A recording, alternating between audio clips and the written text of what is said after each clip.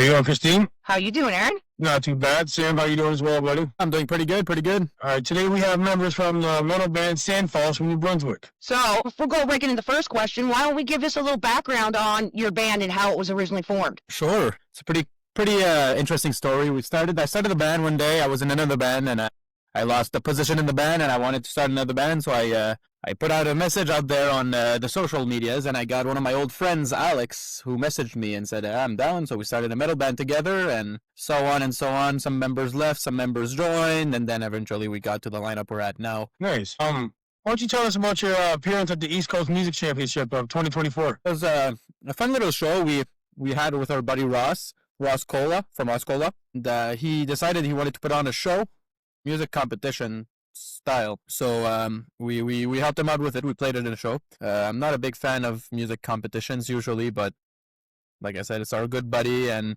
we just wanted to play a show, so we played it, and it was fun. It was one of the greatest shows we've ever played on it. Nice. So before we break into that, because I'm gonna play just a little clip of you guys playing at the show, just to give the viewers kind of a little bit of an idea of what that show was like. So I'm just going to share. We're not going to play the whole thing, but I could give the viewers a little bit of a preview on a little bit of a clip on to what you guys were actually doing when you guys were playing on there. So we're going to give this it's a 20-minute clip. Minutes of it.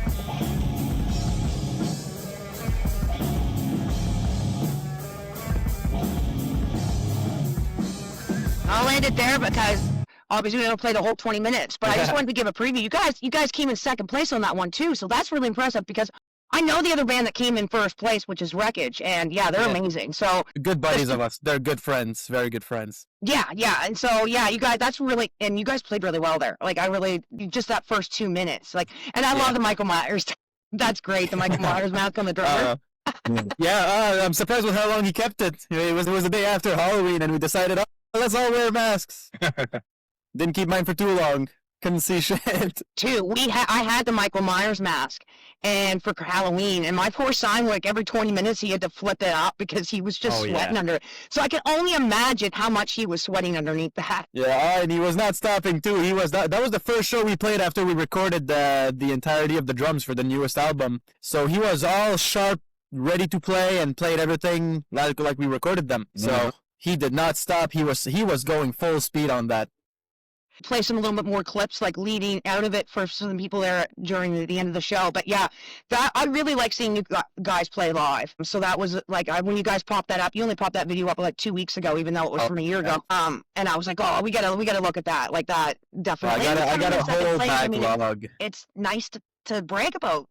You had bragging rights for that. That's the whole reason why you get to win competitions, right? Good chemistry too. Yeah, thank you. I have a whole backlog, like you mentioned. That's 2 weeks ago, and it was a show from 2 years ago, or a year ago, or something. And I have a whole backlog, and we film every single show we play, and like I've only edited one of them out of maybe the 20 I have. Well, you don't know because I don't tell you every time, but we do a live on Thursdays where we review music, and we've reviewed actually a lot of your videos on there and shown like our cannabis channel. You guys playing on there on Thursdays. We kind of just pull different artists, whatever videos they have up that we've interviewed, and we kind of review over them. We've talked about you a lot on that show. Well, that's awesome. Greatly appreciated. Listen, you guys are extremely nice people, very, very nice. You guys are extremely talented, and I am all about supporting you guys in any way I can. Likewise. Thank you. All right, Aaron, you want to go on to the next one? Yeah, why don't you give us a background on music in your life and when you knew you wanted to make music? Got to think a bit about this one. When I started music and what was an inspiration, you say? Yes. Definitely biggest inspiration, I can tell you that very easily. It's System of a Down. Hooked me from the start. Heard the first song from them was Chop Suey. And that came to me, and listened to their entire discography fucking millions of times probably at this point. And they definitely, at that point I already wanted to play music, but when I heard System of a Down, they definitely boosted my will to play music, and it definitely kicked me in the balls and picked up a guitar more often there. Darren Malakian is a big inspiration for me, and likewise. So I'm gonna say you probably touched on this a bit, but my question was, what childhood band changed your view on music? Is that still them, or is there another band that sticks to mind as well? In terms of music views? Yeah. It definitely shifts a lot. It's never the same. It's always gonna shift. I think I'd say around like every year, maybe 2 years, there's always a new band that I find and will always redefine the way I listen to music or the way I approach music and writing in general. Most of the time, System of a Down is always like a big juggernaut in the back controlling my mind in a way. But throughout the years, I went through bands like Trivium, Gojira, Megadeth. It's a lot of household names. But the biggest one since I discovered System of a Down in that affected me in the music writing, I'd say probably a band would be Periphery. The guitarist, Mark Holcomb specifically, when I discovered his writing and the songs he wrote for the band, it completely changed the way I wrote music and the way I played the guitar in a He's general. an animal. He's an animal, man. Crazy beast. I got the chance to saw them perform in Montreal about a year ago, and definitely once again, even though I already knew them, that every time I see a band that affects my music writing live, it will affect my music writing even more. And when I saw them, it definitely once again kicked me. It's crazy to see them in live performance too. Them in their rhythm and just really getting into it. It's a whole different ballgame, man. It is, because we had the other band, Necro Gore Beast, on, and their recorded music was really good, but when we played their live, because they said they specifically make their music for live and not recording, you can tell the difference when you go in for, like, especially with the metal bands. Like, I remember the one specifically, Slayer. I was a huge Slayer fan, but when I saw them live, I literally sat there in awe the entire time. Like, to watch them play the instruments in front of you is a whole different ballgame. It's just, I don't know how to describe it, but it was like, I always loved their music, but when I seen them live, I literally was like, the whole time being like, how the fuck are they doing this? Yeah, especially you feel the connection that they have with their instrument live a lot, I find. When I got to see my favorite band, System of a Down, in September, hearing their music live, like I heard their music my entire life, almost every day, and hearing them live, it was a complete different experience once again. Life-changing even. I went to Slayer and Marilyn Manson. I actually wasn't a huge fan of Marilyn Manson until I seen him live, because he is a fucking showman. Yes. If you don't even like his music, if you go see his live performance, he's On like, the show. my mother really compared him to Alice Cooper, because Alice Cooper was the same way back in her day. Like I said, I didn't mind Marilyn Manson's music, but I thought he was really gimmicky when he came out. But seeing him live alongside Slayer really made me appreciate his talents, because his talents is in the show that he puts on. You gotta respect it. Oh yeah, there definitely is a wall between recording and playing. There is, because you I've have seen to other make- artists that I thought were really good, but when I see them live, I'm like, yeah, like Yeah. That always sucks. It's always a bummer when you love a band, they're awesome, and you go see them live, and it's not hitting as much. Well, then we got to factor this in, right? A lot of the band in my genre, especially, there's a lot of auto tune used, and a lot of presets that are not organic. You know what I mean? So when you hear them in real life, you're like, damn, like he shit the bed. You know what I mean? Yeah. But that's to the see same as somebody most like, pop music I find too. yes, all these filters. You see Jennifer Lopez live, it's not near as impactful as when in her videos, because her videos, everything's made to sound perfect. When you hear her live, Yeah. you're like, oh, she can't sing that well. When we record our stuff, very often when we record our stuff, we on purpose, I will on purpose try to avoid being perfect, just for that live factor. I don't like hearing a music, I don't like hearing a song and it's perfect, every note is hit perfectly. It feels robotic. And That's when right. you go see them live, you're always going to be disappointed. Even if they play everything perfectly, you're going to be disappointed because of how untight it sounds compared to the impossiblenessly tight on the recording. Christine. Okay, I need to skip one. Next one is a tip that you would give an old version of yourself when you first started making that you're aware of now. It's not as serious as it's not serious as it is. When we started, everything had to be secret. I was not like, I'm gonna take the first single we released, "The Salvation," as an example. We recorded that. It was like, oh, no one can hear it. No, it's gonna leak. No, it's not that serious. It's really not. Now, if we record a song, I'll show it to Buddy over there. I'll show it to Buddy over here. What do you think of it?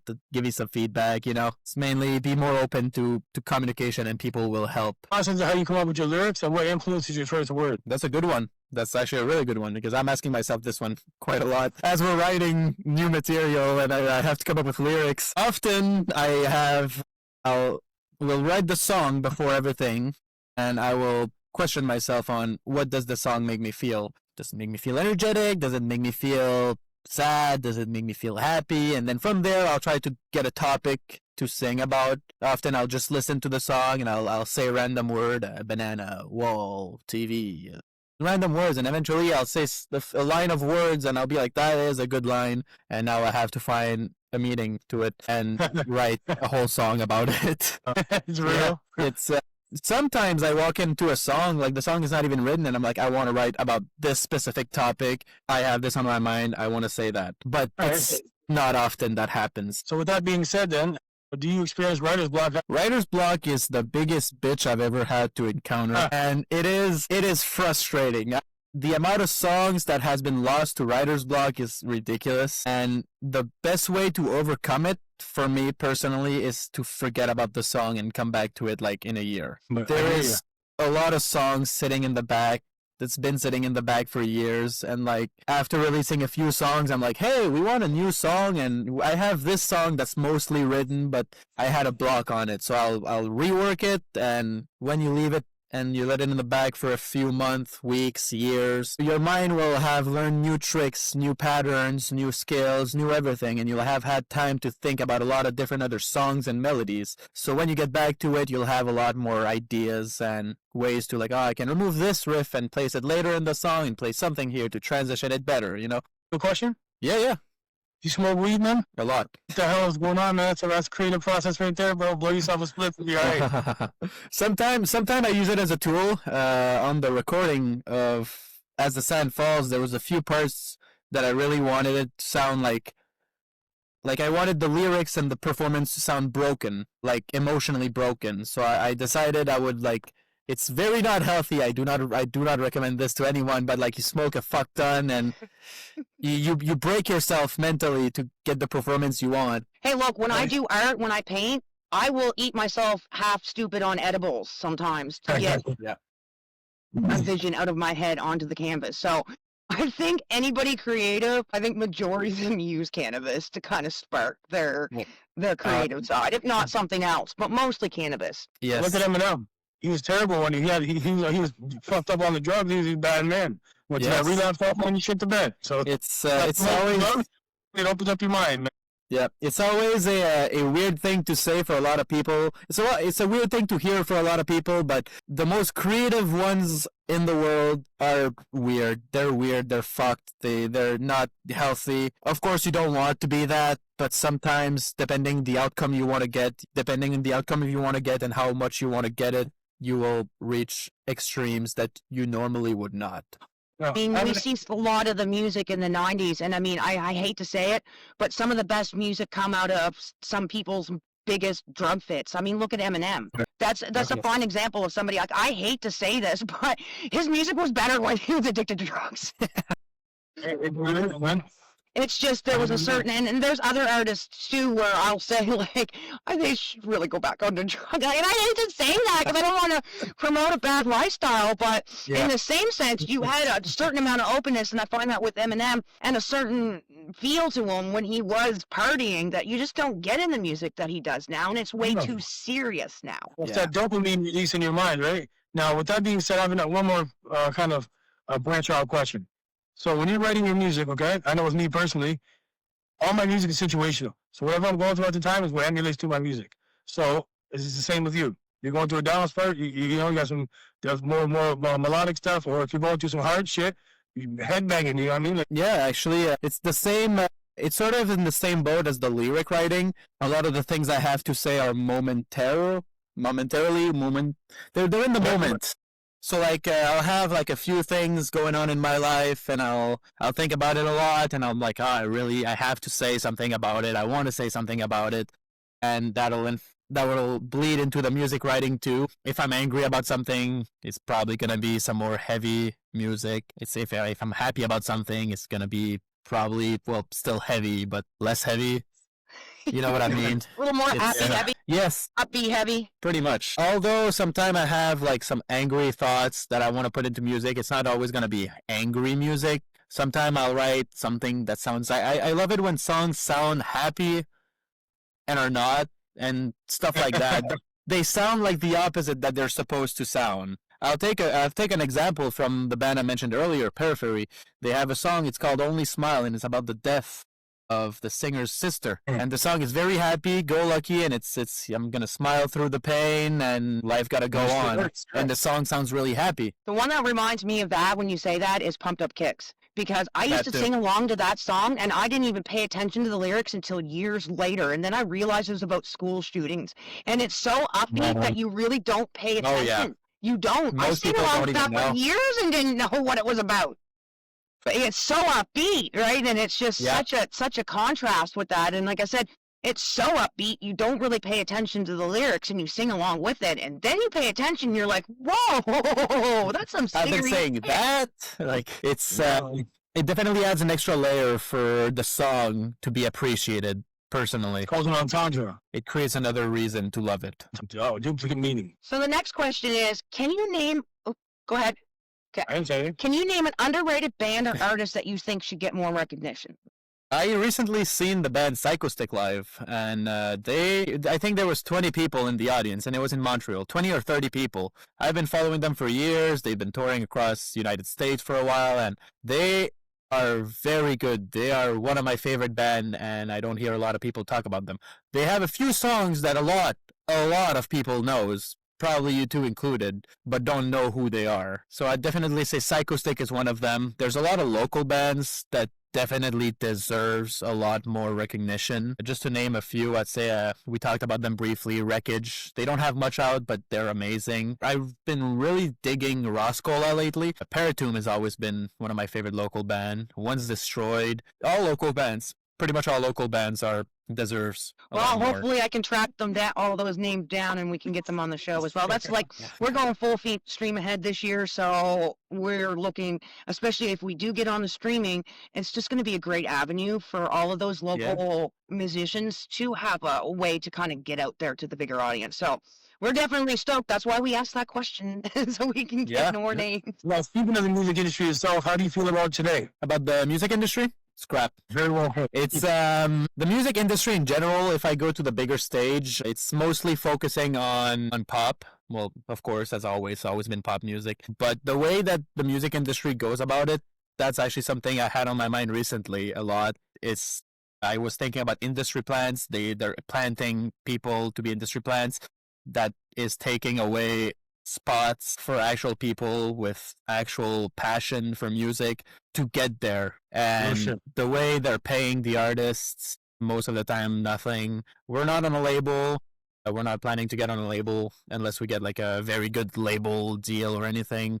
But streaming is already not paying us. A label would basically just screw us over for the most part. And it's very not fair for the artist. And especially if you include the usage of AI in recent time, that the music industry is trying to cut corners a lot with it. Well, I was just saying actually to somebody the other day that, especially with the mainstream music, it's not about talent, it's about what sells. So you can have a lesser talented person who looks better and they'll sell that before they'll try to sell, like, especially with the females. I'll say specifically females. And I was specifically talking about female rappers in this conversation, that there are many that are out there that are large only because they look good. They can sell their bodies, honestly. And the rap skills become secondary. Yeah. And so you lose a lot of artists that have really gritty talent just because they don't fit that mold that the companies want to sell the records. Culture vultures. Yeah. And I'm sure that happens in all ones. That was just specifically the one industry that I was referring to.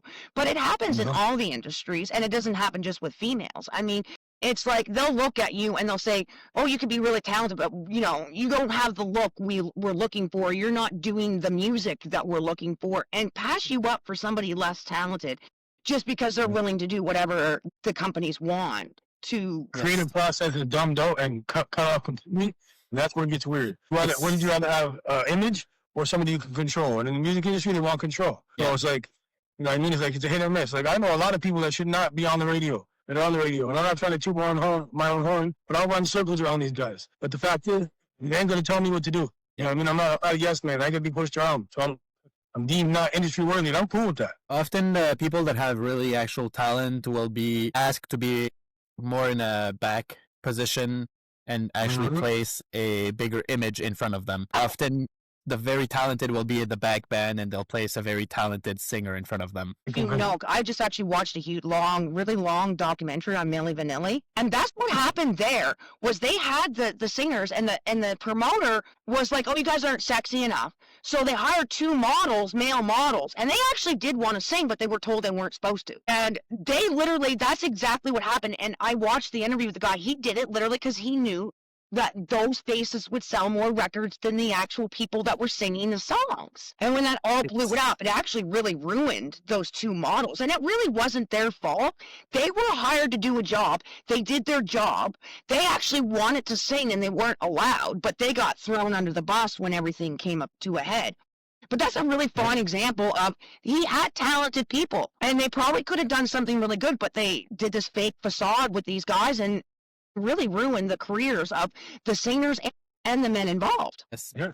The position and power of the music industry often will guide the artists to do stuff that the artists don't want to do, and that makes the music less genuine. And by making it less genuine, it makes it less likable, and the people won't listen to it, or it will become mainstream, and no one will really listen to the music for the music. They'll listen to the music for the trend, for the hype of it. Okay. So my next question here is, and I want to play this a little bit because I have no idea what it's about, so I want to ask you. I saw your YouTube short about naming, we don't talk about the DQ incident. So I want to know what the DQ incident is, and I'm going to play the video first because it's really short, but I see this on your guys' YouTube, and I'm like, bet you $100 there's a funny story behind this. So I'm going to Yeah, share the let's start. screen really quickly because Aaron doesn't even know about this. Right, We'll play cool. the video first, and then you're going to give us a little. I want to know what the DQ incident is. So hold on, we're going to play this for Aaron so he can understand what we're doing here.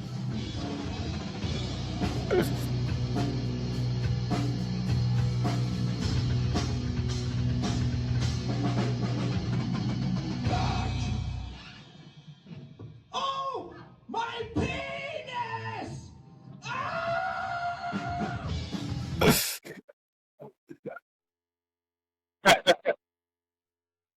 All right, so explain to us what the DQ incident is. Well, it's funny you ask. We can't talk about the DQ incident much, but I can tell you some stuff. But I can't tell you what it is. I can tell you it happened at Dairy Queen. And I tried a backyard bacon ranch, I think it's called, their signature burger for the first time after the DQ incident. And I couldn't stop laughing, and I couldn't properly eat my burger. So my first time trying a backyard bacon ranch burger was not enjoyable because I was laughing too much. That's about the extent I can Okay, so tell I'm you. going to have to ask. It obviously had something to do with the penis. So I'm going to assume. Yeah, you're spot on. How my penis? I'm very intuitive here. So I'm going to say somebody hurt their penis in DQ. I'm not gonna say yes, but I'm not gonna say no. They all right? I think I'm right, because look at the look on his face. No, he's traumatized. It was the guy in the back, the drummer. Did he hurt his penis? The drummer was not present at the DQ incident. That's an Did he extra leave layer. that way? Maybe one day the DQ incident will be talked about, but as we speak, we don't talk about the DQ incident. I knew it was something funny. I seen that video, and I'm like, I gotta bring that up. I want to see what his reaction is gonna be. We joke about it a lot, so you might see some hints sometime. We've posted some hints. I know there's a cock involved. That's all I need to know. For the extent of it, yes and no. Say no more. You want to go to the last question, Aaron? Yep. Sam, Yeah. minus the DQ incident that we don't speak about, what do y'all got planned for 2026? What do we got planned? Yeah, what about the DQ incident though, besides that? There's no plan for the DQ incident in 2026, but there is definitely plans for SandFalls in the year of the 2026. We're going to play probably a few less shows that we played for the past 2 years. The past 2 years have been quite chaotic in shows, non-stop shows every weekend for like 2 months, 3 months straight. Awesome. We love it. I love playing live, but after 2 summers of playing pretty much every weekend, a little step back, we're going to be focusing a bit more on quality over quantity, and we're going to try to expand a little more further. Like we played pretty much every cities in the Maritime, the nearby Maritime, quite a lot, and we would like to make it more up north, more towards Quebec, Ontario, further if needed. Aaron's waving. He'll hook you up in Ontario, I bet. Ontario, What's up with the collabs, man? What's up? You guys collab with anybody or what? What's going on? if what? You guys doing any collaborations with anybody? We did collab with somebody once, yes, on the song Blood Money. I think you forgot about somebody down here in Ontario that wants to collab with you. Yeah.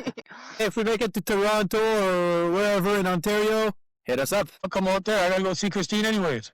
Yeah. Sometime. Or because all my cannabis people are up in Ontario too, so you never know. You might want to come to Canvas Cup with us one year. Shit. Yeah. Gotta book a week off. The only thing is that we have stoner games and you have to participate. Would you have to do a 3-legged race after doing a freaking dab? You want to talk about hilarious? I gotta book a week off, man. I ain't gonna be right for a little bit. Yeah, maybe we There's should that. all meet there or something. It's already in Ontario. That'd be fun. I also had a little birdie tell me that you might be joining some other shows this year too. Some Yes. other style shows that aren't really concerts. Me or him? You. Yeah. I had a little birdie tell me that you're interested in doing some wrestling shows this year, and we might possibly see you in some wrestling shows. That'd be awesome. Yeah, we did that wrestling event with Steve Arsenault. Great night.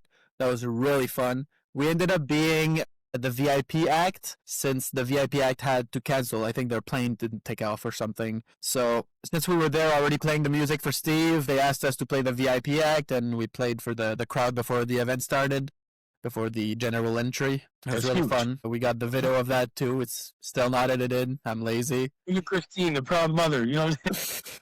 Yes, I'm very glad that connection was made. Like, I think that's great. I saw the video. I think that and I've said to other promoters, I really think that having the live music at those shows will really add, a lot of extra entertainment for the, because a lot of people that watch wrestling listen to metal. Yeah, They ain't listening to people church music really and going seem to to wrestling. like it. Like the entire crowd seemed to be in it. Like when we were playing the VIP act, like we're not expecting like a big crowd movement or anything. People are there for wrestling. We understand that. They're all like, "Oh, who's that?" But who want them? we could see them. They were all sitting in their chairs. They were enjoying it. Some of them didn't enjoy it. They gotta say, but I heard word after that everybody enjoyed you, including the wrestlers. okay, that's awesome. Yeah. But yeah, no, the people really seem to enjoy it. We brought CDs to that show, and quite a lot of people actually got them. So that if people buy CDs, that means that they liked you. And 100%. definitely watching the wrestling event afterwards, I really, really wanted to jump in that ring and just like, I'm gonna tackle you. But of Well, course, maybe the next show I'm we not a can part get of you it. in on that. That's the idea I've had. I've talked to Steve Arsenault a bit. That'd be We haven't hilarious. talked much since, The but band come in and save them from somebody getting beat up or something. that's exactly the idea I've had. I talked to Steve. Steve is all for it. All it takes is that I would just need to work on it. Alrighty, so now with that being said, we are going to play some of your songs. Now, I think the first one that I wanted to play, unless you want to play one, is your guys' new music video. Yes. Is that okay for us to play the music video first? Because I think you just released that not too long ago, 3 months ago. So it's kind of a newer release for you guys because we had played the song, but you guys didn't have the video out at the time. So with that being said, do you want to give a little intro to the way to dispose for us? Sure, if I have much to say, I'll just say that the song itself is one of my favorite songs. In my opinion, it is one of our best songs, number one, alongside Lost Wonder. And the music video I am very proud of.